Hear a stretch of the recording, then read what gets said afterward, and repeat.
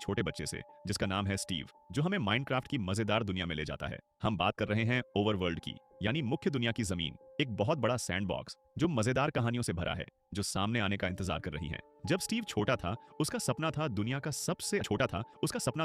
सबसे अच्छा माइनर बनना, क्योंकि उसे नई जगहों पर जाना, चीजें बनाना और नया सामान तैयार करना बहुत पसंद था। लेकिन जब भी वो पास की माइन में जाने की कोशिश करता, एक चिड़चिड़ा बूढ़ा आदमी उसे रोक देता था। वहां एक सख्त नियम था, बच्चों को नहीं, सिर्फ बड़ों को इजाजत थी। समय गुजर गया और स्टीव बड़ा हो गया, लेकिन जिंदगी वैसी नहीं रही जैसी उसने सोची थी। वो आखिरकार दरवाजे के हैंडल बेचने का काम करने लगा। हाँ, दरवाजे के हैंडल, हर दिन वही पुराना बोरिंग काम। उसे लगने लगा कि उसकी जिंदगी धीरे धीरे बेकार हो रही है। फिर एक दिन अकेले खाना खाते वक्त उसे बचपन का वो भूला हुआ सपना याद आया। दिल में नई आग के साथ उसने माइन में वापस जाने का फैसला किया। इस बार कोई भी उसे नहीं रोक सकता था और सचमुच वो वहां पहुंच गया। भले ही वो बूढ़ा आदमी अभी भी था, स्टीव ने हार नहीं मानी और पागलों की तरह खोदना शुरू कर दिया, जैसे वो सारा खोया हुआ समय वापस पाना चाहता हो। तभी उसे दो अजीब चीजें मिली, एक क्रिस्टल क्यूब और दूसरी क्रिएशन क्यूब। जब उसने उन्हें जोड़ा, धमाका हुआ और एक जादुई जगह का दरवाजा खुल गया। ओवरवर्ल्ड, एक ऐसी दुनिया जहां कुछ भी मुमकिन था। उसने एक गुलाबी भेड़ भी देखी, उसकी ऊन से उसने 3 शानदार घर बनाए और अपने सपनों का आर्किटेक्ट बन गया। अपनी सैर के दौरान स्टीव की मुलाकात ई के जंगली भेड़िए से हुई, जिसने पहले उसे खाने की कोशिश की, लेकिन एक रसीली फीमर बोन से उसने उस जानवर को पाल लिया और उसका नाम रखा डेनिस। उस पल से वो दोनों गहरे दोस्त बन गए। साथ में उन्होंने कमाल की चीजें बनाई, दुनिया को अपने तरीके से ढाला और जल्द ही सारे जानवर उनके साथ शांति से रहने लगे।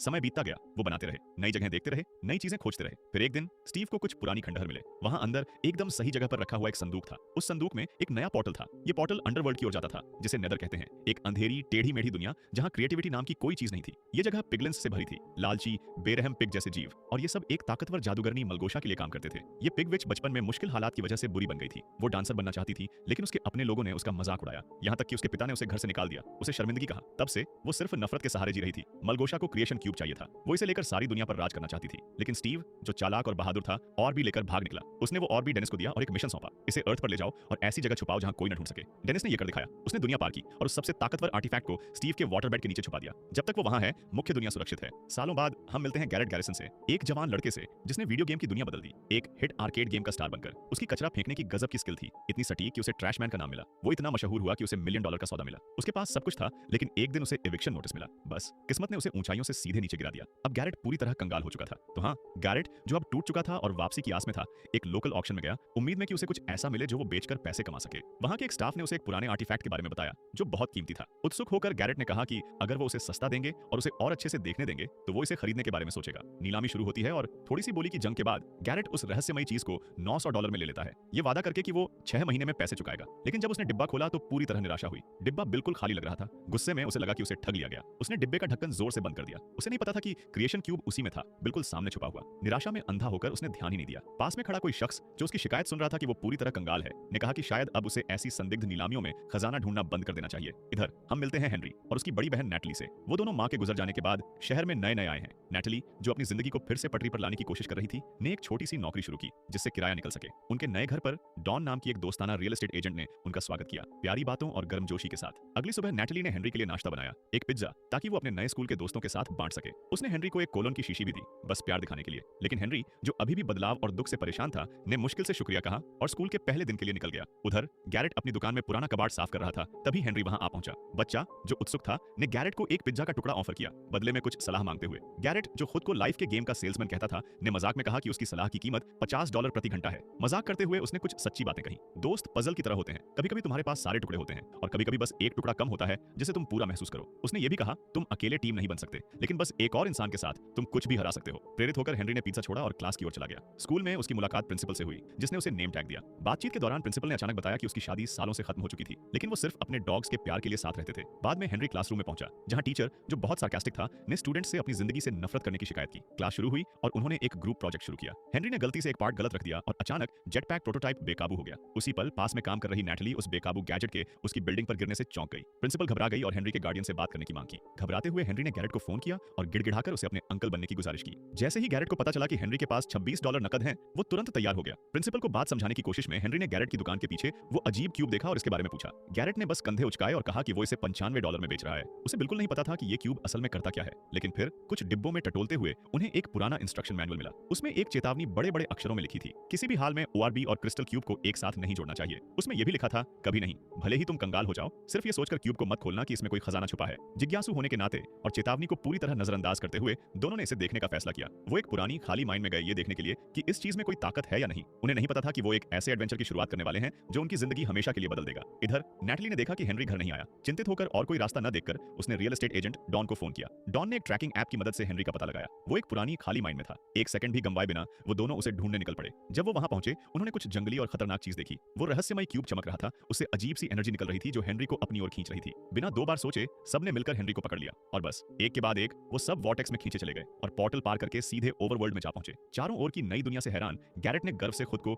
99 का गेमिंग लेजेंड बताया। थोड़ी देर बाद उन्हें वही मशहूर पिंक शीप दिखी जो उन्हें उत्सुकता से देख रही थी। लेकिन वो अकेले नहीं थे। एक विलेजर जिसने पोर्टल खुलते देखा था उनके पीछे पीछे अर्थ पर आ गया, जिससे दो दुनियाओं के बीच एक जंगली कनेक्शन शुरू हो गया। इधर उदास और खाली नेदर में पिगलिन्स खोदते खोदते थक गए थे और उन्हें जरा भी गोल्ड नहीं मिला। मलगोशा फिर से गुस्से में थी। उन्हें डेथ से भी बुरी सजा की धमकी दे रही थी। अगर वो जल्दी गोल्ड नहीं ढूंढ पाए तो वो उन्हें जूसी पोर्क चॉप्स में बदल देगी। तभी उसे एक सिग्नल मिला। ऑर्ब का पोर्टल फिर से एक्टिव होने लगा था। वो फौरन स्टीव से मिलने पहुंची जो अभी भी उसका कैदी था। उसे पता था कि ऑर्ब चुराने वाला वही था। बिना ज्यादा ड्रामे के उसने स्टीव को छोड़ दिया, लेकिन एक सख्त शर्त रखी। अगर वो अपने प्यारे वुल्फ डेनिस को बचाना चाहता है तो उसे वो चीज लौट आनी होगी जो उसका है। उधर ओवरवर्ल्ड में गैरेट पिंक शीप को इंप्रेस करने की बहुत कोशिश कर रहा था। उससे गोल्ड ढूंढने के मिशंस मांग रहा था। समय बीता, कुछ हुआ नहीं। फिर अचानक डेनिस द वुल्फ तेजी से दौड़ता हुआ आया। उसने जोर से भौंकना शुरू किया और पिंक शीप पीछे हट गई। पूरा इलाका खामोश हो गया, लेकिन वो खामोशी ज्यादा देर नहीं रही। डरावनी आवाजें आने लगी। Hunter skeletons, giant spiders, zombies और क्रीपर्स छायाओं से निकलकर पूरे जोर शोर से हमला करने लगे। सब अपनी जान बचाने के लिए भागे, लेकिन हेनरी घबराया नहीं। उसने अपनी समझदारी इस्तेमाल की और ब्लॉक से दीवारें बनानी शुरू की ताकि बाकियों को बचा सके। गैरेट छुप गया, लेकिन एक क्रीपर ने उसके पास ही धमाका कर दिया, जिससे वो चक्कर खा गया। उसकी चीख ने उसकी जगह बता दी और जल्द ही ज़ॉम्बीज ने उसे घेर लिया। उसी अफरा तफरी में पिंक शीप भी पकड़ी गई। ठीक तभी बाकी का ग्रुप गैरेट को बचाने पहुंच गया। लड़ाई बहुत जबरदस्त थी। तभी अचानक स्टीव एक सच्चे हीरो की तरह आया। अपनी गजब की स्किल से उसने सारे दुश्मनों को खत्म कर दिया। सब हैरान रह गए। फिर सूरज निकलने लगा और जैसे घड़ी का समय हो, ज़ॉम्बीज सुबह की रोशनी में जल गए। स्टीव ने बताया कि वो ऑर्बी ऑफ डोमिनियन के लिए आया है। उसने एक सौदा किया। वो उन्हें अर्थ पर वापस जाने में मदद करेगा, लेकिन बदले में ऑर्ब उसके पास रहेगा। बिना क्रिस्टल क्यूब के सुरक्षित वापस जाना मुमकिन नहीं था, तो या तो उन्हें क्यूब वापस लेना था या फिर एकमात्र दूसरा रास्ता ढूंढना था। इधर वो विलेजर जो पोर्टल के रास्ते उनके पीछे आया था, उसे स्कूल प्रिंसिपल की जीप ने टक्कर मार दी। वो डिस्ट्रैक्टेड होकर गाड़ी चला रही थी। शर्मिंदगी और मुकदमे की चिंता में उसने जल्दी से बात को संभालने की कोशिश की। विलेजर को डिनर का ऑफर दिया और कहा, आजकल हर कोई मुझ पर केस करने की कोशिश में है, लेकिन तुम समझदार लगते हो। उधर बच्चों के साथ ग्रुप एक शांत विलेज में पहुंचा, जहां शांतिप्रिय और उत्सुक विलेजर्स रहते थे। वहां उनकी मुलाकात कुछ नए किरदारों से हुई। एक लेजेंडरी पिग, एक समझदार लामा और एक विशाल आयरन गोलेम जो जगह को सम्मान और ताकत से सुरक्षित रखता था। थकान मिटाने के लिए सबने मिलकर रोस्ट चिकन का खाना खाया। स्टीव, जो हमेशा सतर्क रहता था, ने चेतावनी दी कि चिकन को लावा पर पकाया गया था और वो अभी भी बहुत गर्म था।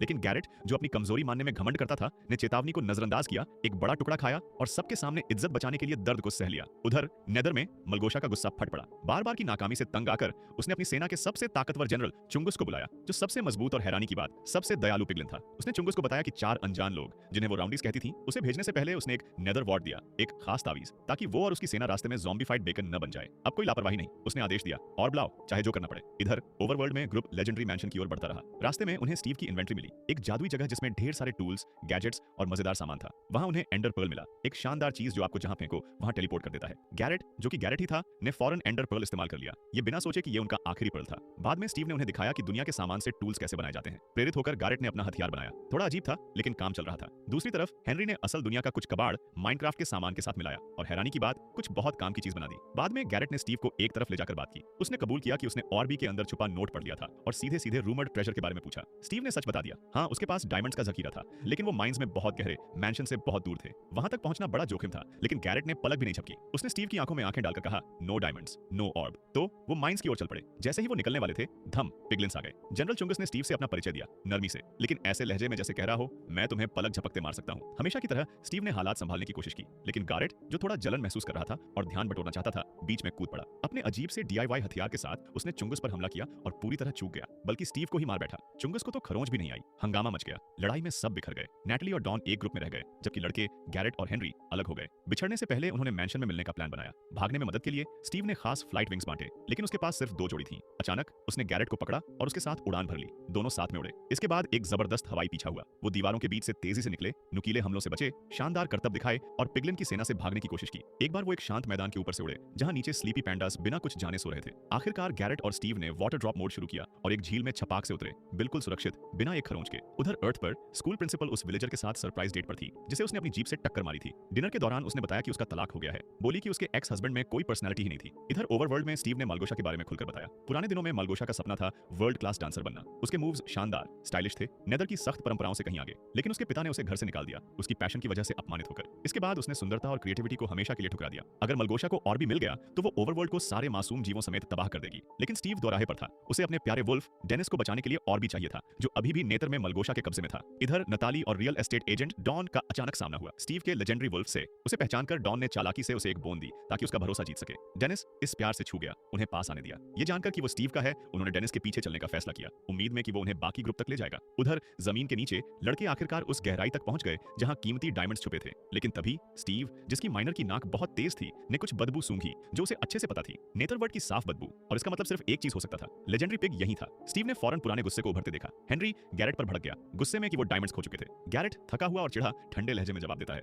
मुझे वो डायमंड्स चाहिए, यही एक रास्ता है कि मैं कंगाल होने से बच सकूं। तुम नहीं समझोगे, तुम तो बस एक बच्चे हो। लेकिन हेनरी उसकी आंखों में आंखें डालकर जवाब देता है। गैरेट खामोश हो जाता है। हेनरी की बातों से प्रभावित होकर उसके अंदर कुछ बदलता है, एक नया रिश्ता बनता है। साथ मिलकर वो मैंशन में चोरी का प्लान बनाने लगते हैं। स्टीव के मुताबिक उस जगह के 3 माले हैं। पहली मंजिल पर बैटल ट्रेंड विलेजर्स की रखवाली है, सख्त, अनुशासित और बिना नॉनसेंस के। दूसरी मंजिल पर इवोकर्स का कब्जा है, वो डार्क मेजेस जो बुरे सपनों को बुला सकते हैं। सबसे ऊपरी मंजिल पर एंडरमैन क्रिस्टल है, जिसकी रखवाली खुद एंडरमैन करता है, एक ऐसा किलर जो सिर्फ एक नजर से तुम्हें खत्म कर सकता है। कोई कदम उठाने से पहले विलेजर्स ने हमला कर दिया और उन्हें एक अंडरग्राउंड फाइट क्लब में खींच ले गए। वहां क्रूर बिना नियमों की लड़ाइयां होती थीं। गैरेट को जबरन रिंग में धकेल दिया गया। उसका मुकाबला एक छोटे ज़ॉम्बी राइडर से था, जो एक खूंखार खूनी चिकन पर सवार था। वो हास्यास्पद लग रहा था, लेकिन वो छोटा सा लड़ाका शैतान की तरह लड़ा। इधर हेनरी चुपके से तीसरी मंजिल के वॉल्ट तक पहुंच गया। कमरा अंधेरा, डरावना था और वहां एंडरमैन उसका इंतजार कर रहा था। कोई रास्ता न देखकर हेनरी ने अपनी डायमंड सोर्ड पकड़ी और हमला बोल दिया। लड़ाई जबरदस्त थी, लेकिन हिम्मत और स्किल से हेनरी जीत गया। अपनी जीत के लिए उसने इनाम लिया, टेलीपोर्टेशन स्फीयर, एक जादुई चीज जो उसे ओवरवर्ल्ड में कहीं भी फौरन पहुंचा सकती थी और शायद उससे भी आगे। मैंशन से निकलने के बाद थके हुए लेकिन अपनी मिशन को पूरा करने के इतने करीब,